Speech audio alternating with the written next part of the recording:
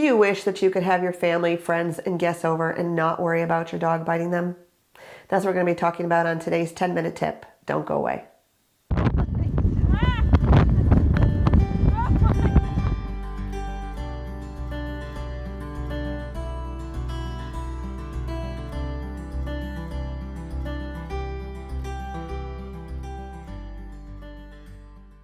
Hi, I'm Denise Mazzola. This is Geo, and you are watching Everything Dogs 10-minute training tip that we post on a weekly basis. Thanks for joining us.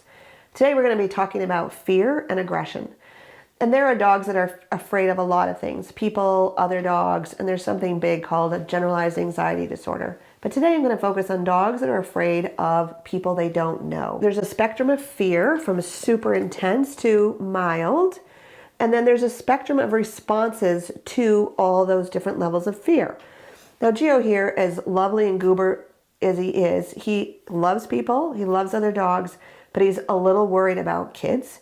And I understand from the breeder that he had an incident when he was a very young dog with a child and a stick. Whatever happened, it doesn't matter, but he is definitely gets whale-eyed, he leans way back, like he really doesn't want to have anything to do with young children. Great. I don't have young children at this point. My daughters are all grown. And I've already made a mental note that if and when I start to have grandchildren visiting, that Geo will need to be taken care of. He will need to be protected and kept safe.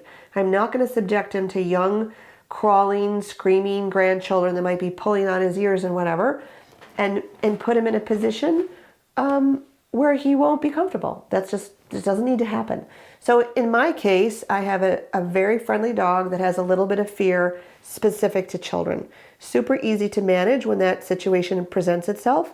He will be crated. He could be downstairs if we're upstairs, or he could be upstairs if we're downstairs.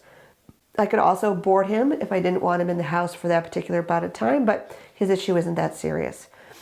Now, his situation with children is he learned to be afraid of them because he had a bad experience. He's a soft-tempered dog. He's now afraid of young children. But you can also have dogs that are afraid of people genetically, like mom or dad of the puppy were afraid of people, one or both. I often hear people when I say, like, so they bought a purebred, whatever, and I'll say, were you able to see the mom or dad? And they'll say, well, we could see the dad, but they wouldn't let us see the mother. And I'll say, well, what did they say? You know, it doesn't really matter what they said. If you go to a breeder, in my opinion, and you can't see mom and dad and they're both on the premises, I would be very hesitant to spend my money on a dog from that environment because there's some reason why, and there are some genetics. Just like breeders breed for big heads or light colors or whatever it is, there is personality and there is temperament that comes along with that as well. That's a little harder for us all to see. Okay, so there's many reasons to have a fearful dog, and the point of this video is not to sort of go through all of those reasons. But I also wanted to talk to you about how having a fearful dog makes you feel. Now, I understand Geo's fear. I don't have a problem with it. I don't have grandchildren. I've already sorted out how those things will work when and if that time comes. But if you have a seriously reactive dog to people you don't know, and you've stopped being social, and you've stopped having people come over, that's a big deal. We bring dogs into our lives to enrich our lives, to provide unconditional love, and to get out in the outdoors, and whatever the reason is. And when you find yourself struggling with a dog that's fearful of people they don't know, it's very challenging. It can be very stressful, frustrating, and worrisome. And depending on the level, remember I talked about there's different levels of fear and there's different levels of reaction to that fear. If you have a very fearful dog that's having a tremendous reaction, and let's say you have a bigger dog, then your risk of liability is also going to go up. Let's talk about two dogs that we have right now in the house, as I call them, as guests. Both dogs are afraid of people they don't know. The 11-month-old dog, who is a mixed breed, his personality is to run away. So last night when our house guests came home, we all heard the front door jiggling. Everybody barked and got all worried and alarmed about it. But this little dog's response was to run back to us, to get on the couch, to be like, protect me, you go off and deal with the spider, protect me, right? It's a great response. I would always like to work with dogs that are going to run away and fight another day, because your risk of liability is decreased when you have a dog that's doing that. Is she always going to do that? I hope so. Now, there's another little dog in the house right now that's here for us for some board and train, and he is also petrified of people he doesn't know. But his response is to charge at them. And we have not allowed him to do that, and I was aware of that when we brought him in for board and train. So he's dragging a leash around our house all the time, okay? When his owner dropped him off, I had her attach a leash so that I could take the leash and I could maneuver him where I needed him to go. I did not want to have to, what I would say, assault him on his first few days in the house by bending down, having to reach for his collar and put on the collar. For a fearful dog, that's very offending for somebody they don't know how to have to do that. Now, after 3 or 4 days here, he's fine. I can take the collar on and off. I can take his leash on and off. It doesn't matter. But those first few days, I left the leash on. Now, he's leashed in the house all the time because as we move him upstairs to work with him or downstairs to work with him, it's just easier to have the leash on. We have a housemate, and if he's moving around, this little dog charges at him, or tries to, but he hits the end of the leash. I then redirect him with some meatballs, some hot dogs, or some cheese. And what I'm trying to do is make a classical conditioning association. If you've seen any of my YouTube videos, you understand what that is. I'm trying to make a pairing. Scary thing, $100. Scary thing, $100. And for the dog, it's scary thing meatballs, scary thing cheese.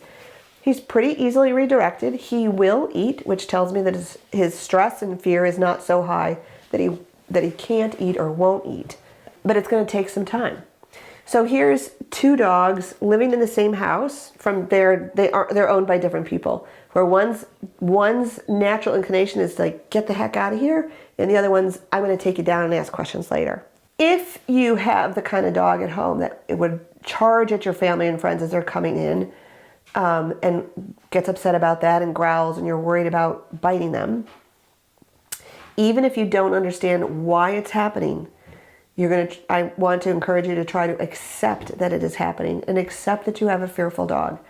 And your dog should go in a bedroom or a crate away from the main part of the house, in a back room, in your room, someplace where people will not be close to your dog at all. Give them a bone, give them a bully stick, give them a big old brain toy, and practice this over and over and over and over again before you ever have people over, okay? So before you have your guests over, if you've got a month's time, that's great. Every day you're going to say, go to your room and take the meatballs and take the dog to the room and chuck them in there and close the door and make some racket and expect them to stay in there longer and longer and longer and longer until they can be in there for hours and be quite happy about it. If you're having a huge party or some big birthday party or get together, whatever the situation may be, you may need to board your dog so that your dog can just be out of the house. You don't have to stress about it. The dog doesn't need to stress about your guests. They can go to what I would call a traditional kennel with chain link fence and a guillotine door, so nobody in the kennel has to handle your dog or assault them or get too close or do anything that would be more traumatic for your dog. Having a dog that is fearful of people he doesn't know is one of the most stressful types of fear aggression there is that I deal with. And again, try to honor the dog you have. Try to accept them for who they are. You can spend a lot of time wondering why, but we may never be able to uncover why. And support your dog.